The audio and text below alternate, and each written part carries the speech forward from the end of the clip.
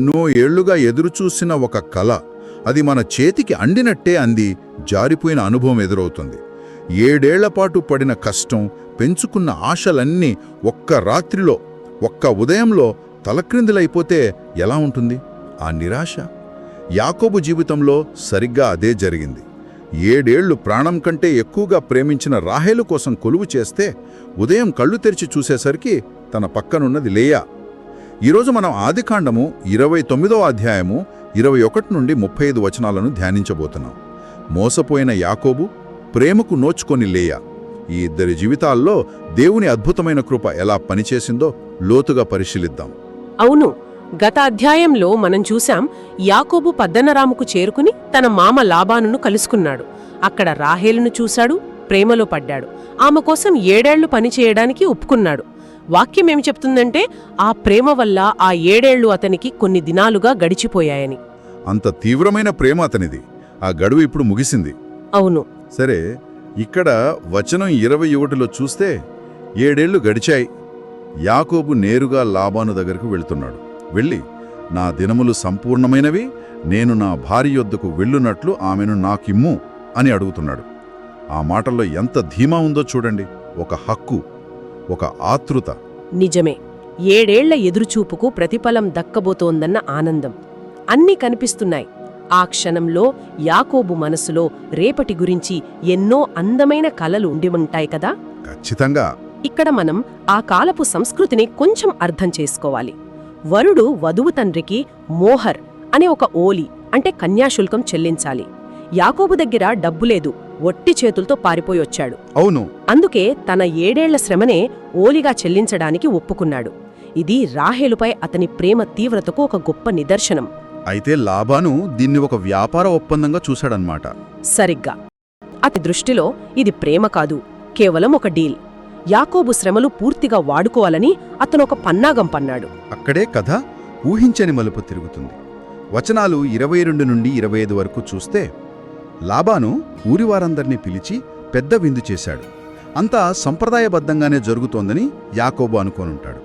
ఆ విందులో, ఆ సంబరాల్లో తన మామ మనసులో ఉన్న కుట్రను అతను పసిగట్టలేకపోయాడు. రాత్రి చీకటి పడ్డాక పెళ్లికూతురి ముసుగులో రాహేలుకు బదులుగా తన పెద్ద కుమార్తె అయిన లేయాను యాకోబు గదిలోకి పంపించాడు. యాకోబు మోసపోయాడు. బైబిల్లోని అత్యంత నాటకీయమైన వాక్యాల్లో ఒకటిక్కడుంది. ఉదయమందు అతడు లేచి చూచినప్పుడు ఆమె లేయా. ఆ వాక్యం చదువుతుంటేనే ఒళ్ళు జలధరిస్తుంది. ఆ ఉదయపు వెలుగులో ఆ షాక్, ఆ నిర్ఘాంతపోవడం అతని ప్రపంచం ఒక్కసారిగా కూలిపోయినట్లు అంటించుంటుంది. అయితే ఈ సంఘటనను మనం కేవలం లాబాను మోసంగా చూస్తే సరిపోదు. దాని వెనుక ఉన్న దేవుని కార్యాన్ని మనం చూడాలి. అంటే ఇక్కడ దేవుని అద్భుతమైన న్యాయం పనిచేసింది. కొన్ని సంవత్సరాల క్రితం యాకోబు ఏం చేశాడు? తన తండ్రి ఇస్సాకును మోసం చేశాడు. అవును. కళ్ళు సరిగ్గా కనపడని తన తండ్రి దగ్గరికి గొర్రె చర్మం కప్పుకుని పెద్దవాణ్ణిగా అంటే ఏశావుగా నమ్మించి మోసం చేశాడు. జ్యేష్ఠత్వపు ఆశీర్వాదాన్ని దొంగిలించాడు. నిజమే. ఇప్పుడు చూడండి, లాబాను రాత్రి చీకటిని పెళ్లి కూతురి ముసుగును అలుసుగా తీసుకుని పెద్దదానిని అంటే లేయాను ఇచ్చి యాకోబును మోసం చేశాడు. వావ్! మోసగాడు మోసగించబడ్డాడు. అదే, దేవుడు యాకోబుకు తన సొంత ఔషధాన్ని రుచి చూపించి అతని స్వభావాన్ని శుద్ధి చేస్తున్నాడు. ఇది శిక్ష కాదు, ఇది శుద్ధీకరణ. అంటే ఇది దేవుని క్రమశిక్షణ అంటారా? కానీ యాకోబు దృష్టికోణంలోంచి చూస్తే అది కేవలం తన మామ చేసిన ద్రోహంలానే అనిపించుంటుంది కదా. ఖచ్చితంగా. ఆ క్షణంలో యాకోబుకు దేవుని హస్తం కనపడి ఉండదు. అతనికి కనిపించిందల్లా లాబాను కుట్ర మాత్రమే. నిజానికి దేవుడు మనల్ని శుద్ధి చేసే ప్రక్రియ తరచుగా ఇతరుల ద్రోహంలానే మనకనిపిస్తుంది. ఆ మంటలో కాలుతున్నప్పుడు దాని ఉద్దేశం మనకు అర్థం కాదు. వెనక్కి తిరిగి చూసుకున్నప్పుడు మాత్రమే ఆ ప్రణాళిక అర్థమవుతుంది. అవును. యాకోబు కోపంతో లాబానును నిలదీసినప్పుడు లాబాను ఎంత తెలివిగా ఒక సాకు చెప్పాడో చూడండి. వచనం 26లో పెద్దదానికంటే ముందుగా చిన్నదానిని ఇచ్చుట మా దేశ మర్యాద కాదు అంటాడు. తన మోసానికి ఒక సాంప్రదాయ ముసుగు తొడిగాడు. అవును. అయితే నాకొక సందేహం. ఈ మోసంలో లేయాకు పాత్ర ఉందా? తన తండ్రి బలవంతం చేశాడా, లేక ఆమె కూడా దీనికి అంగీకరించిందా? అది చాలా మంచి ప్రశ్న. వాక్యం ఈ విషయంలో మౌనంగా ఉంది. బహుశా ఆ సంస్కృతిలో తండ్రి మాటకు ఎదురు చెప్పే ధైర్యం ఆమెకు లేకపోయి ఉండవచ్చు.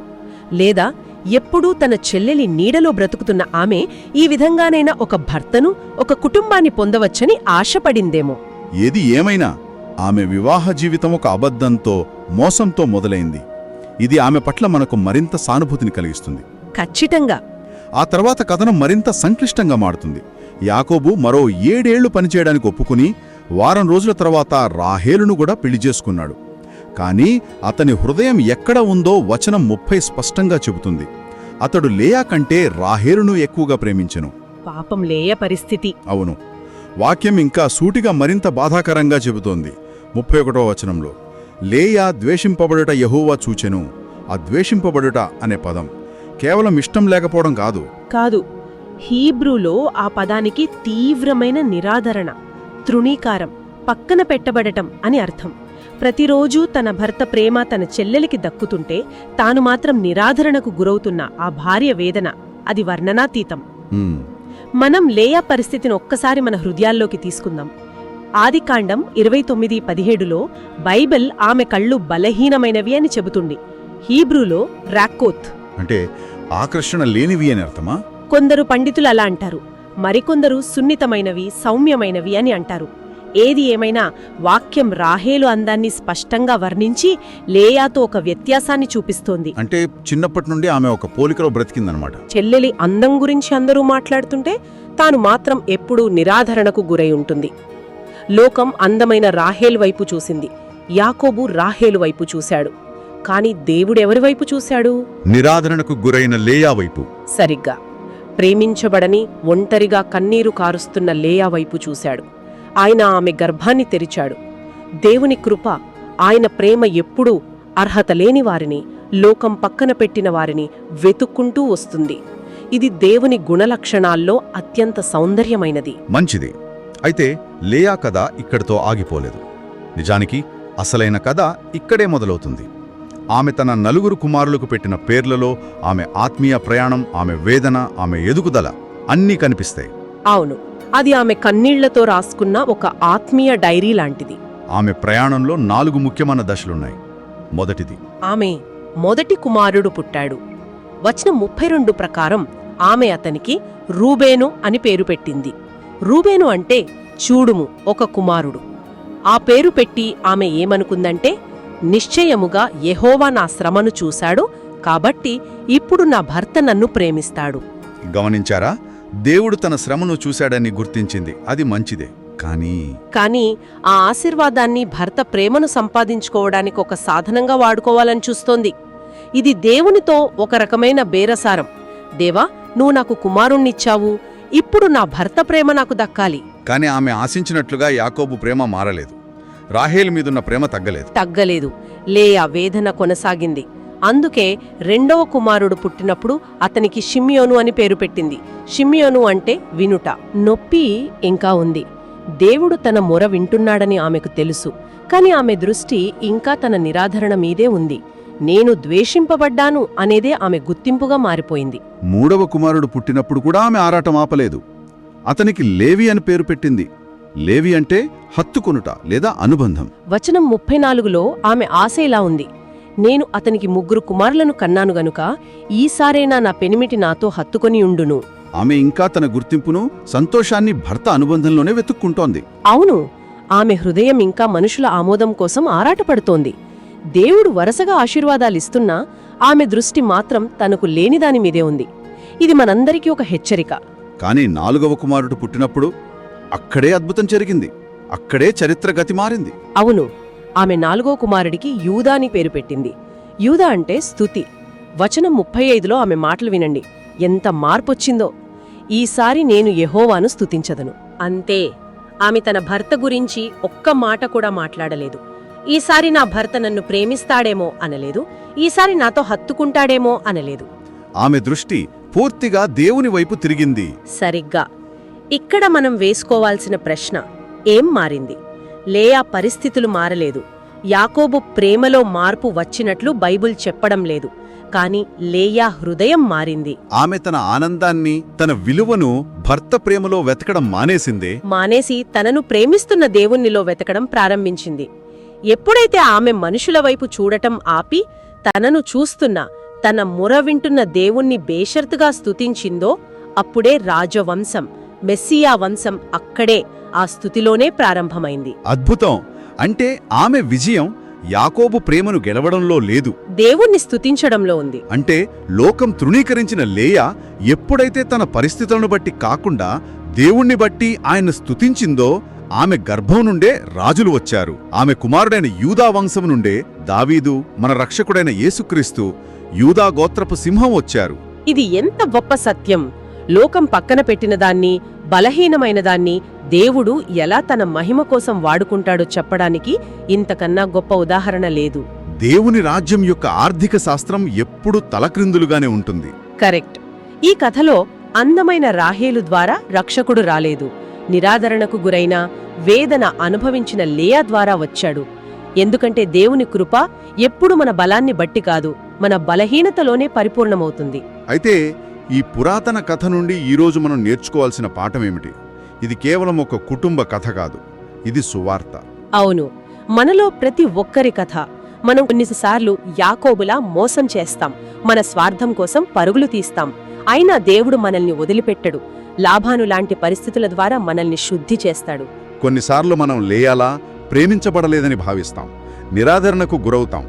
కానీ దేవుని ప్రేమ, ఆయన కృప మనల్ని వెతుక్కుంటూ వస్తుంది. చివరికి మనం గ్రహించాల్సిన సత్యమిదే. మన జీవితంలో మనం ఎంతగానో కోరుకున్న రాహేలు దొరకపోయినా పర్వాలేదు, మన కలలు నెరవేరకపోయినా పర్వాలేదు. కానీ మన హృదయంలో యూదా అంటే స్తుతి పుడితే చాలు. అదే నిజమైన విజయం. మన ఆనందం మన పరిస్థితులలో లేదు, మన దేవునిలో ఉంది. లేయా ఈ సత్యాన్ని కన్నీళ్ల ద్వారా, ఎన్నో ఏళ్ల వేదన తర్వాత నేర్చుకుంది. ఈ మాటలు వింటున్న వారిలో ఎవరైనా నిరాదరణకు గురై, ఒంటరిగా ఎవరూ నన్ను ప్రేమించడం లేదని బాధపడుతుంటే ఒక విషయం గుర్తుంచుకోండి, మిమ్మల్ని చూసే దేవుడొకడున్నాడు. ఆయన లేయా శ్రమను చూశాడు, మీ శ్రమను కూడా చూస్తున్నాడు. ఆయన లేయా మొర విన్నాడు, మీ మొర కూడా వింటున్నాడు. ఈరోజు మీ దృష్టిని మీ సమస్యల నుండి, మీకు లేని వాటి నుండి, మిమ్మల్ని అమితంగా, బేషరతుగా ప్రేమించే దేవుని వైపు తిప్పండి. ఈ రోజంతా మనం ఒక వాక్యాన్ని ధ్యానిద్దాం.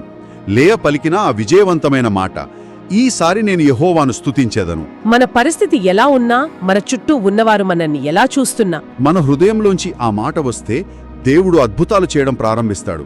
అవును, స్తుతి అనేది మన పరిస్థితులకు ఇచ్చే ప్రతిస్పందన కాదు, మన దేవుని స్వభావానికి, ఆయన నమ్మకత్వానికి ఇచ్చే ప్రతిస్పందన. ఈరోజు మనం జరిపిన ఈ సంభాషణ కేవలం జ్ఞానాన్ని సంపాదించుకోవడానికి కాదు, మన జీవితాలను మార్చుకోవడానికి. దేవుని వాక్యాన్ని అధ్యయనం చేయడం అంటే ఆయనను వ్యక్తిగతంగా తెలుసుకోవడం, ఆయనతో మన సంబంధాన్ని బలపరుచుకోవడం. దయచేసి మీ ఆలోచనలను కామెంట్స్లో పంచుకోండి. ఈ అధ్యాయం ద్వారా మీరు నేర్చుకున్న కొత్త సత్యం ఏమిటి? దేవుడు మీతో ఏం మాట్లాడుతున్నాడు? ఈ సందేశం విన్న తరువాత మీరు తీసుకోబోయే ఒక ఆచరణాత్మకమైన అడుగు ఏమిటి? మీ ఆత్మీయ సహోదర సహోదరీల విశ్వాసాన్ని బలపరచడానికి ఈ సందేశాన్ని వారితో కూడా పంచుకోండి. తర్వాతి విశ్లేషణ కోసం ఎదురుచూస్తూ ఉండండి. మా ఛానల్కు సబ్స్క్రైబ్ చేసుకోవడం మర్చిపోకండి.